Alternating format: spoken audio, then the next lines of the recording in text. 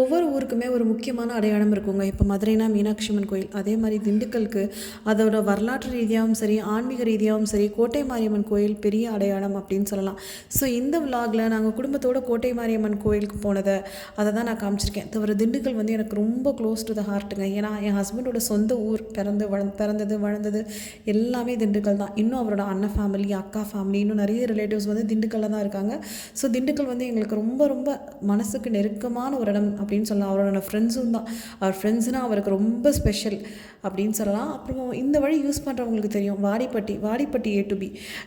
இந்த வழியை நாங்கள் எப்போ போனாலும் இங்கே தான் பெட்ரோல் போடுவோம். சில சமயம் பிரேக்ஃபாஸ்ட் சாப்பிடுவோம். பிரேக்ஃபாஸ்ட் வந்து நிறைய டைம்ஸ் இங்கே தான் சாப்பிடுவோம். கேரளா, திருச்சூர் போகிறப்பெல்லாம் இங்கே தான் பிரேக்ஃபாஸ்ட் சாப்பிடுவோம்.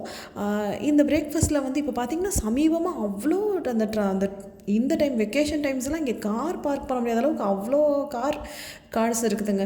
இந்த ஹோட்டலோட அந்த மெதுவடை எனக்கு ரொம்ப பிடிக்கும். என்னவோ தெரியல, அந்த இட்லி மெதுவடை வந்து காலையில் சாப்பிட்றப்போ அவ்வளோ சாட்டிஸ்ஃபைங்காக இருக்கும். எனக்கு பொதுவாக வெஜிடேரியன் கொஞ்சம் தான் பிடிக்கும். பட் அந்த A to B வடை அப்படின்னா எனக்கு ரொம்ப ரொம்ப ஸ்பெஷல் அப்படின்னு சொல்லலாம்.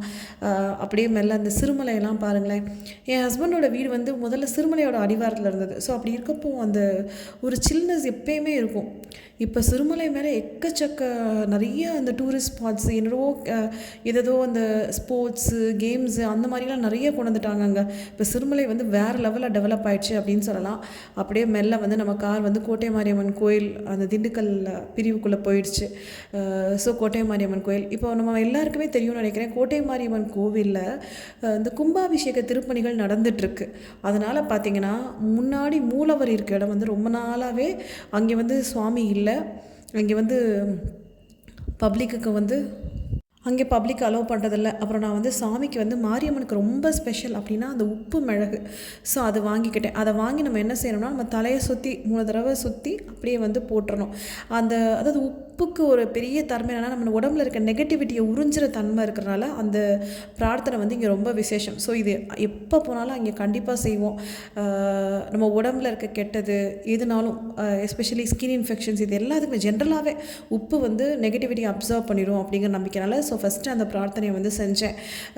மாரியம்மனை வந்து நம்ம ஊரில் மாரியம்மன்னு சொல்கிறோம், நார்த்தில் வந்து சீத்தலா தேவி அப்படின்னு சொல்கிறாங்க. துர்கை, காளி இவங்களோட இன்டென்ஸ் மேனிஃபெஸ்டேஷன் தான் மாரியம்மனுமே. அப்புறம் நிறைய கோவிலுக்கு வந்து இப்போ கும்பாபிஷேக பணிகள் நடந்துட்டுருக்கனால நம்ம வந்து தனியாக உற்சவர் விக்கிரகத்தை வந்து பார்க்கலாம். ஒரு தனி மண்டபத்தில் வச்சுருக்காங்க. சுவாமிக்கு தேவையான பூஜை பொருட்களை வாங்கிட்டு நம்ம போய் பார்த்தோம். அதே மாதிரி இப்போ வந்து இந்த கும்பாபிஷேக திருப்பணிகளுக்கு யார் வேணால் சின்ன டொனேஷன் தரலாங்க. நம்மளால் முடிஞ்ச சின்ன சின்ன கான்ட்ரிபியூஷன்ஸை கூட வந்து நம்ம அம்மனுக்கு தாராளமாக தரலாம். இங்கே பாருங்கள், இதுதான் வந்து மெயின் அம்மன் இருந்த இடம். இப்போ வந்து இங்கே வந்து திருப்பணிகள் நடந்துட்டுனால க்ளோஸ் பண்ணி வச்சுருக்காங்க. சிவனும் அவன் சோதியான சக்தியும் தான் அங்கும் இங்கும் எங்கும் மூலமாகும் அப்படின்னு.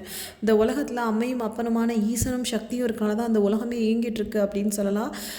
ஸோ அவரோட அனுகிரகம் வந்து இந்த வீடியோ பார்த்துட்டு இருக்க ஒவ்வொருத்தருக்கும் கிடைக்கட்டும். நீங்களும் உங்களால் முடிஞ்சால் அந்த கோவில் கண்டிப்பாக போயிட்டு வாங்க. தேங்க்ஸ் ஃபார் வாட்சிங். Do subscribe and support our channel.